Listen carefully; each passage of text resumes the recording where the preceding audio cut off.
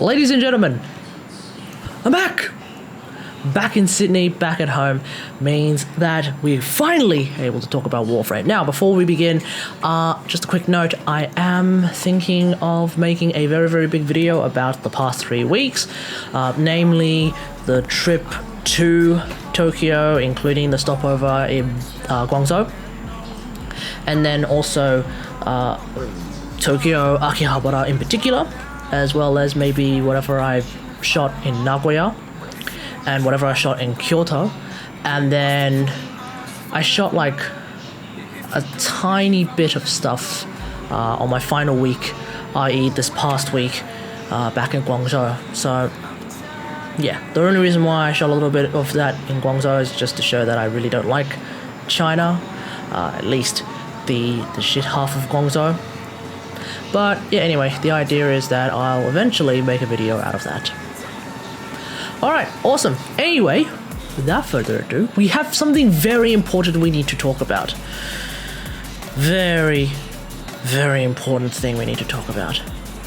Let's get into it.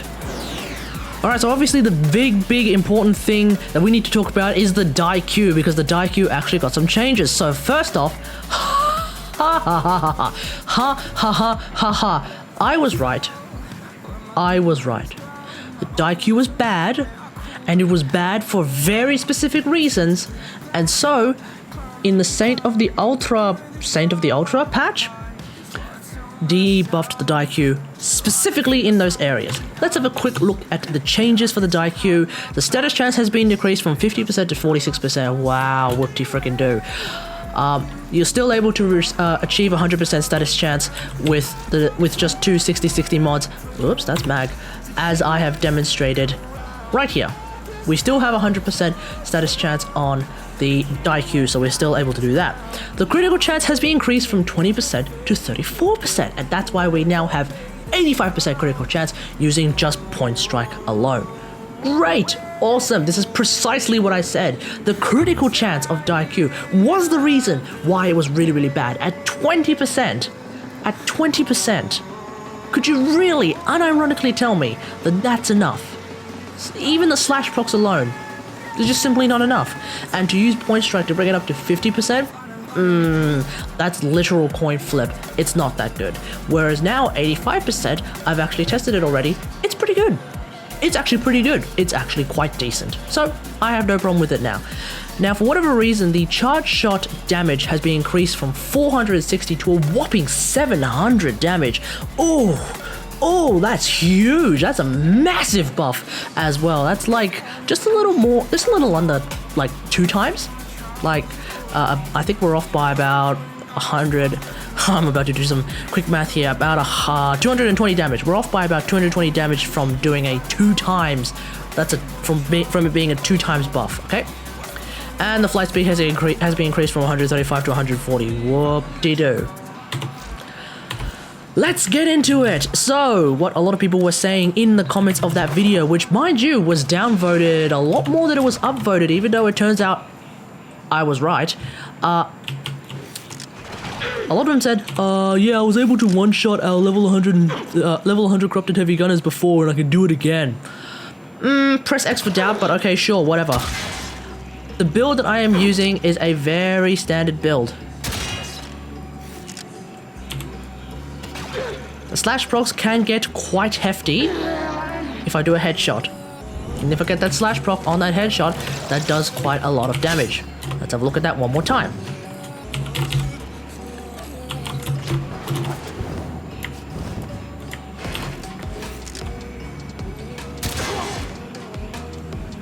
So as you can see, these slash procs are doing quite a lot of damage, and that's really good.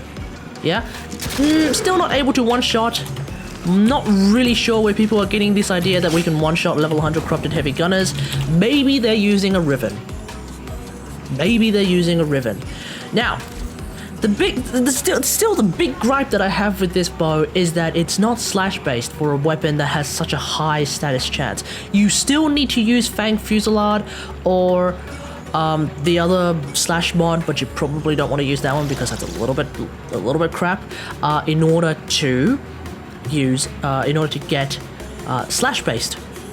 So right now our slash damage is at 2,107 versus the puncture 1,200 and the impact 957. It's still a bit of a coin flip. Sometimes when I shoot the Daikyu, it doesn't do a slash proc, which is a little bit annoying.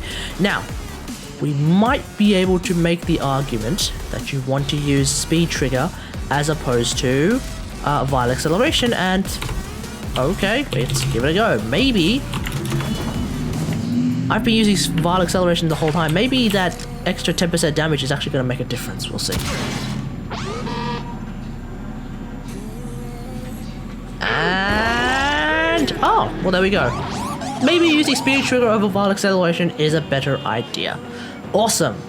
But yeah, I wouldn't really count as the best bow though, and I'll demonstrate why in the next part of this video, but right now, this bow is actually pretty good. It's pretty good.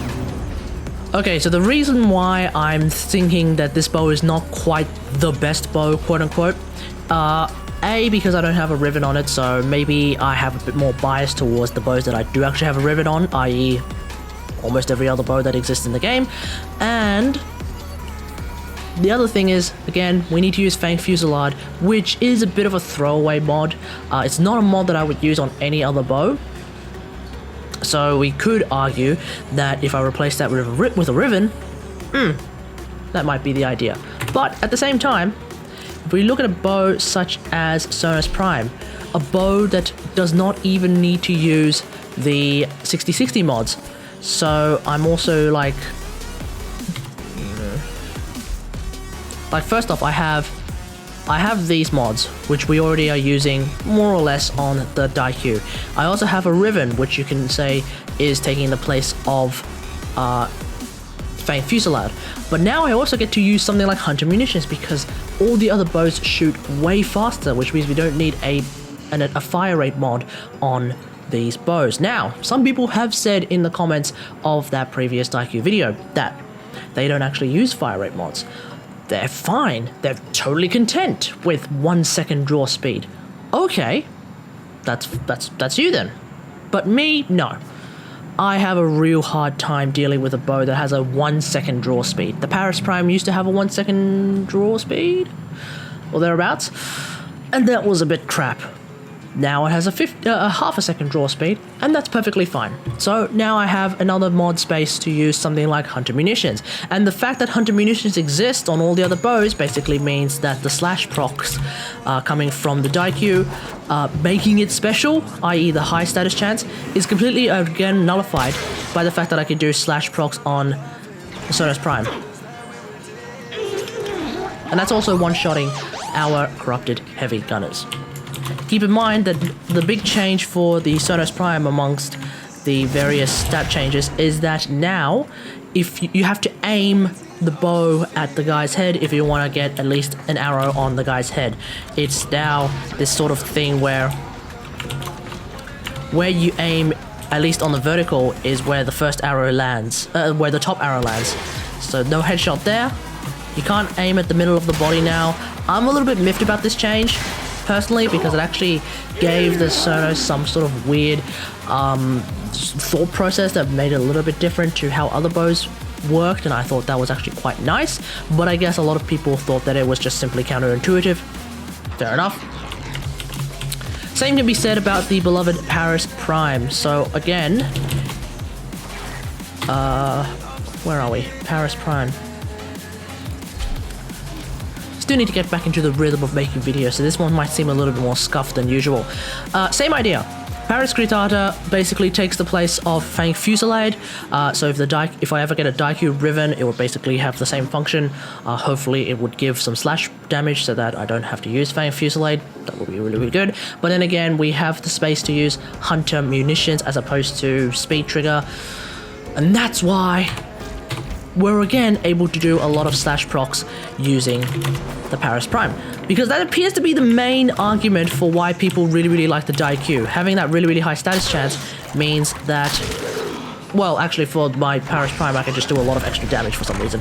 But the thing about the Daikyu, the reason why people say that the Daikyu is really, really strong is because of that really, really high status chance, meaning that you can do a lot of slash procs. The problem is, Hunter Munitions exists, so I'm able to do a lot of slash procs anyway. Just like that. See? Just like that. So, I don't know. Yes, the Daikyu is really, really good. We are no longer at a point in time where you have to stay away from the Daikyu because the Daikyu is no longer bad. The Daikyu is not bad at all. The Daikyu is actually pretty good. But whether it is considered the best bow, still requires a bit more convincing, in my opinion. You know, I said this video is going to be a bit more scuffed than usual. I was right. Quick side note, I just realized that there's going to be that inevitable comment that's like, oh man, you're comparing a rivenless Daikyu to bows that have rivens, and we all know how great your Paris Prime riven is. After all, you spend 100 and something gold rolls on it. So we all know how much of a massive, like, thing your Paris Prime rivet is. Okay, sure. So, what I've done is I've actually taken out the Paris Prime riven, I've actually replaced it with Prime Bane of Corrupted. Now you may be thinking, oh wow, Prime Bane of Corrupted? Seriously? You're just going from one bad meme to another bad meme? Not quite. If I had a Daikyu that was able to give me an extra space because I'm not using a fire rate mod, and Fang Fusillade. If, for example, the Daikyu was actually a slash-based weapon and had a decent fire rate mod, I would probably then stick a Bane mod on it, or I'd stick something else on it instead, and then I would also use Hunter Munitions. That's the entire point of the previous section. So let's just have a quick look at how well this goes against our level 100 Corrupted Heavy Gunners, the same Corrupted Heavy Gunners that we have been using in this video. Same idea. As long as I get that headshot slash proc, it's instant kill. In much the same way that it is a, albeit slower, but still instant kill on the Daikyu. I find that it's actually a lot more effective with the Sonos Prime because the Sonos Prime is able to use a lot of arrows because of that's how the Sonos Prime works. So if we were to change the Riven to a Bane mod, same idea. We'll go for vertical. Aim for the head. Dead. Aim for the head. Dead. Aim for the head. Dead. Aim for the head. Dead. Point is, the high status chance on the Daikyu and the fact that you are able to get slash-based slash procs, not the best way of explaining that, but the fact that you can get slash procs by using Fang Fusillade is not a particularly good sign that the Daikyu is quote-unquote the best bow in the game. That's just it. Okay, so in conclusion, we have a bow that was buffed previously in precisely the ways that I would want it to be buffed, and now it's actually quite good.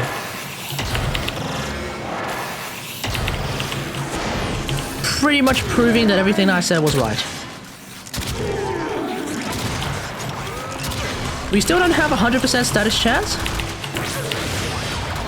And for those wondering, the reason why I'm getting orange crits is because I have the Cryotra on my on K4G3T4R1, i.e. the mower, and that's how I'm able to get the Vigilante mod set to actually work. So, Vigilante? No. Not Vigilante. Wait, Vigilante. Yeah, it's Vigilante.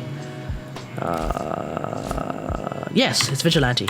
Yeah, that's how I'm able to get orange crits. So, as you can see, it's now very, very good. And it seems to more or less one-shot level 100 Corrupted Heavy Gunners when they're unarmored. So, that's really, really good. Anyway, let me know what you think about all of this in the comments below. Otherwise, if you like this video, hit that like button, subscribe for more WarFrame content. Finally. And until next time, I'll see you guys later. Thanks for watching. Bye.